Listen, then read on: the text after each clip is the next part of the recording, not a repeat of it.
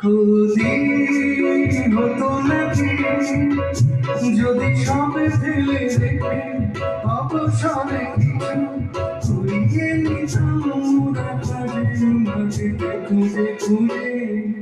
কত ভালো হতো যদি তুমি আমাকে চোখে চোখে রেখে কাটিয়ে দিতাম মোরা কিছুটা সময়। দারুণ ভালো হতো।